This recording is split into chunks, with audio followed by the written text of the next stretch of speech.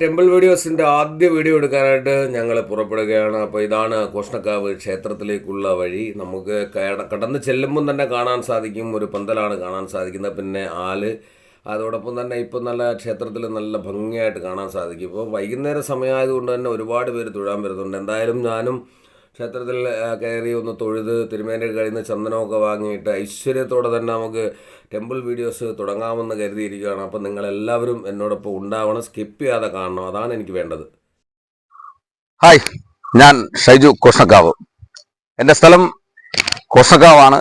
35 വർഷക്കാലമായിട്ട് ഞാൻ കോഷ്ണക്കാവ് നിവാസിയാണ്. പക്ഷേ എൻ്റെ ജന്മസ്ഥലം ഈ നാട്ടിലുള്ള എല്ലാവർക്കും അറിയാം. എൻ്റെ ജന്മസ്ഥലം തെയ്യങ്ങളുടെയും തിറകളുടെയും ഒക്കെ നാടായ വടക്കൻ മലബാറിലെ കണ്ണൂർ ജില്ലയാണ്.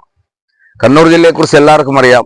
കണ്ണൂർ ജില്ലയിൽ ഏറ്റവും കൂടുതലായി ക്ഷേത്രങ്ങളിൽ കാണപ്പെടുന്നത് ദൈവത്തിന്റെ തിരുസ്വരൂപങ്ങളായ തെയ്യവും തെയ്യക്കോലങ്ങളുമാണ്. എൻ്റെ ചെറുപ്പകാലത്ത് അമ്മയുടെ കൈയും പിടിച്ച് ഞാൻ വിഷുദിനത്തിൽ കാപ്പാട്, കണ്ണൂർ ജില്ലയിലെ കാപ്പാട് കാവിൽ ആ ഉത്സവത്തിന് തെയ്യക്കോലം കാണുവാൻ പോകുന്ന ആ ഓർമ്മ ഇപ്പോഴും എൻ്റെ മനസ്സിലുണ്ട്. അതുകൊണ്ട് തന്നെയാണ് ഇപ്പോഴും എനിക്ക് ക്ഷേത്രങ്ങളോട് വലിയ ആരാധനയും. ക്ഷേത്രങ്ങൾ എപ്പോഴും പോസിറ്റീവ് എനർജി നൽകുന്ന ഒന്നാണ്. നമ്മൾ ഒരു ക്ഷേത്രത്തിലേക്ക് പ്രവേശിക്കുമ്പോൾ തന്നെ നമുക്കൊരു പോസിറ്റീവ് എനർജി അവിടുന്ന് നമുക്ക് ലഭ്യമാകുന്നതായി നമുക്ക് അനുഭവപ്പെടും. അതുകൊണ്ട് തന്നെയാണ് ഇപ്പോൾ ഈ ഒരു ക്ഷേത്രങ്ങളുടെ വീഡിയോ, ടെമ്പിൾ വീഡിയോസ് എന്ന രീതിയിൽ ഷൈൻ വീഡിയോസിന് പുറമെ ഇപ്പോൾ ആരംഭിച്ചിരിക്കുന്നത്.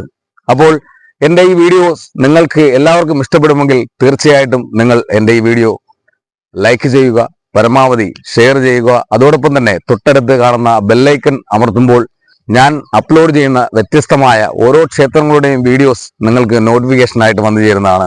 അപ്പോൾ നമുക്ക് ഈ ടെമ്പിൾ വീഡിയോസിന്റെ ആദ്യത്തെ വീഡിയോയിലേക്ക് പോകാം.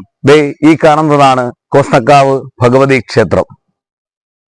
കോഷ്ണക്കാവ് ഭഗവതി ക്ഷേത്രം എന്നത് എൻ്റെ ചെറുപ്പകാലം മുതലേ, ഞാൻ പറഞ്ഞില്ലേ, അതായത് 5 വയസ്സ് മുതൽ ഞാൻ കാണുവാൻ തുടങ്ങുന്ന ക്ഷേത്രം ഇതാണ്. ചെറുപ്പകാലത്ത് ഇതൊന്നും അല്ലായിരുന്നു.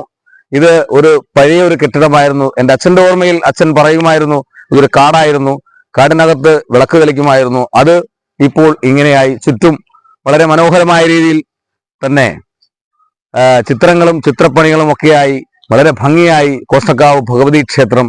ഇവിടുത്തെ ദേവിമാർ പ്രത്യക്ഷത്തിൽ നമ്മൾ കയറി ചെല്ലുമ്പോൾ ദുർഗാദേവിയും തൊട്ടടുത്തായി ഭദ്രാദേവിയും കുടികൊള്ളുന്നു. അതിന്റെ തൊട്ടപ്പുറത്തായി കന്നിമൂലയിൽ ഗണപതി ഭഗവാനും അതിനപ്പുറത്തേക്കായി ഭഗവാൻ ശ്രീ പരമേശ്വരനും കുടികൊള്ളുന്നു. ഇത് വിശ്വവിഖ്യാതമായ ശ്രീകോഷ്ണക്കാവ് ഭഗവതി ക്ഷേത്രം കൊല്ലം നഗരത്തിൻ്റെ ഹൃദയഭാഗത്തു നിന്നും തലസ്ഥാന നഗരിയിലേക്കുള്ള ദേശീയപാതയിലൂടെ ഏകദേശം 14 കിലോമീറ്റർ കിഴക്കോട്ട് സഞ്ചരിച്ചാൽ ചാത്തന്നൂർ പട്ടണമായി. ചാത്തന്നൂർ പട്ടണത്തിൻ്റെ വടക്ക് കിഴക്ക് ഭാഗത്തായി ഇടനാട് എന്ന ഗ്രാമം. ഹരിതവർണ്ണമാർന്ന നെൽവയലുകളാലും തലയുയർത്തി നിൽക്കുന്ന ദേവവൃക്ഷങ്ങളാലും സമൃദ്ധമായ ഈ ഗ്രാമത്തിന് സർവൈശ്വര്യവും പ്രദാനം ചെയ്ത് നിലകൊള്ളുന്ന ശ്രീകോഷ്ണക്കാവിലമ്മ വാഴുന്ന ക്ഷേത്രം.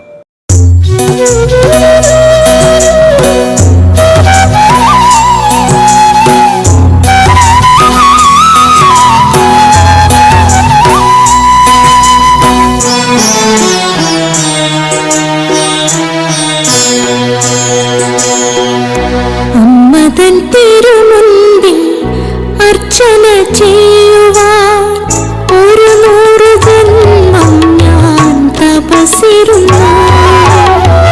പൂവുകൾ നേദിച്ചു മിഴികൾ ഞാൻ മൂടവേ പ്രത്യക്ഷയായ എൻ സന്നിധി. അമ്മതൻ തിരുമുൻപിൽ അർച്ചന ചെയ്യുവാൻ 100 ജന്മം ഞാൻ തപസ്സി. കോഷ്ണക്കാവ് ഭഗവതി ക്ഷേത്രത്തിന്റെ ചുറ്റുമതിലാകെ വളരെ മനോഹരമായ രീതിയിൽ ചിത്രങ്ങളാണ്. ദേവീ ദേവന്മാരുടെ ചിത്രങ്ങൾ കൊണ്ട് അലങ്കൃതമാണ്. ഇവിടെ ശ്രീ ഉണ്ണികൃഷ്ണനെ കാണാം, ശിവപാർവതി ദേവി, ഭഗവാൻ ശിവദേവന്റെ മടിയിൽ, പാർവതി ദേവിയുടെ മടിയിലിരിക്കുന്ന വിഘ്നേശ്വരൻ, ശ്രീ വേൽമുരുകൻ, അതോടൊപ്പം തന്നെ ഭഗവാൻ ശ്രീ മഹാവിഷ്ണു, ശ്രീ അയ്യപ്പൻ, അതോടൊപ്പം തന്നെ നിരവധിയായ ദൈവങ്ങളുടെ ഫോട്ടോസ് ഇങ്ങനെ പതിച്ചു വെച്ചിരിക്കുന്നത് വളരെ മനോഹരമായ കമനീയമായ രീതിയിൽ തന്നെയാണ്. ഇത് രാത്രിയാകുമ്പോൾ ഇതിന്റെ ആ ഭാഗത്ത് ആ സൈഡിൽ നിന്ന് നല്ല കളർ വെട്ടം ഇങ്ങനെ വരും. ആ വെട്ടം കൂടെ അടിച്ചു കഴിയുമ്പോൾ കാണുന്ന ഒരു ഭംഗിയുണ്ടല്ലോ, അത് വളരെ വലുതാണ്. കാണുമ്പോൾ കഴിഞ്ഞാൽ വളരെ രസമാണ്. ദേ ഇവിടെ പറശ്ശിനിക്കടവ് മുത്തപ്പൻ, ഞാൻ നേരത്തെ പറഞ്ഞ പോലെ വടക്കൻ മലബാറിലെ ദൈവങ്ങളിൽ ഒന്നാണ്. എല്ലാ വീടുകളിലും അവിടെയൊക്കെ കണ്ണൂരൊക്കെ എന്ന് പറഞ്ഞു കഴിഞ്ഞാൽ എല്ലാ വീടുകളിലും പാല് കാച്ചിനും മറ്റു കാര്യങ്ങളിലൊക്കെ ആയിട്ട് ഏതെങ്കിലും ഒരു മംഗളകർമ്മം നടന്നു കഴിഞ്ഞാൽ അവിടെ എല്ലാം മുത്തപ്പന്റെ കോലം കെട്ടി ആ വീടുകളിൽ മുത്തപ്പൻ എത്തി അവിടെ ഒരു പ്രത്യേക ഒരു അറ്റ്മോസ്ഫിയർ ആണ്. പിന്നെ അതോടൊപ്പം തന്നെ നിരവധിയായ ദൈവങ്ങളുടെ ഫോട്ടോസ് ചുറ്റും ഏകദേശം 50-50ഓളം ഉണ്ടെന്നാണ് എനിക്ക് തോന്നുന്നത്.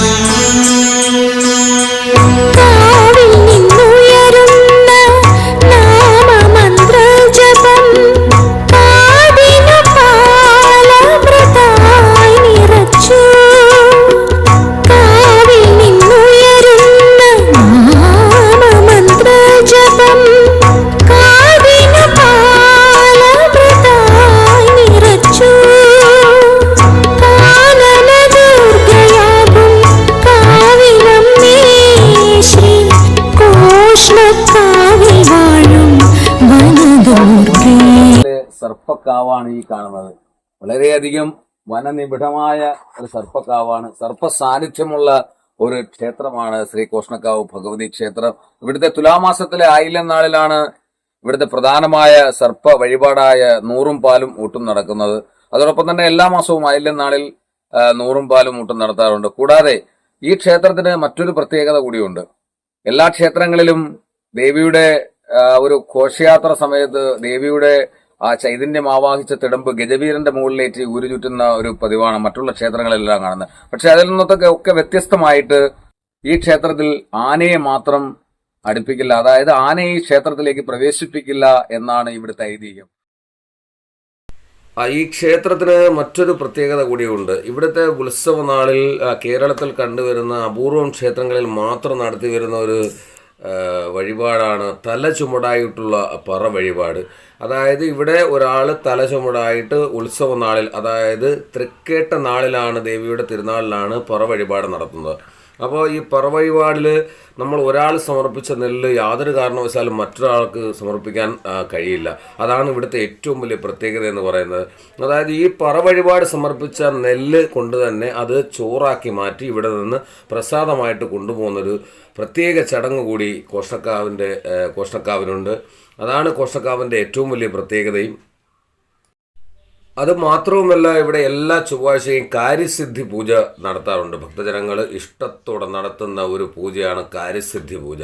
ഈ കാര്യസിദ്ധി പൂജയിലൂടെ ഒരുപാട് പേർക്ക് ഒരുപാട് അനുഭവങ്ങൾ ഉണ്ടായിട്ടുണ്ടോ എന്നാണ് പറയപ്പെടുന്നത്. അപ്പോൾ കോഷ്ണക്കാവിനെ കുറിച്ചുള്ള ഈ വീഡിയോ നിങ്ങൾക്ക് ഇഷ്ടമായെങ്കിൽ തീർച്ചയായിട്ടും അടുത്ത വീഡിയോയ്ക്ക് വരെ വെയിറ്റ് ചെയ്യുക. തുടർന്ന് എൻ്റെ ചാനൽ സബ്സ്ക്രൈബ് ചെയ്യുക, എല്ലാവരിലേക്കും എത്തിക്കുക.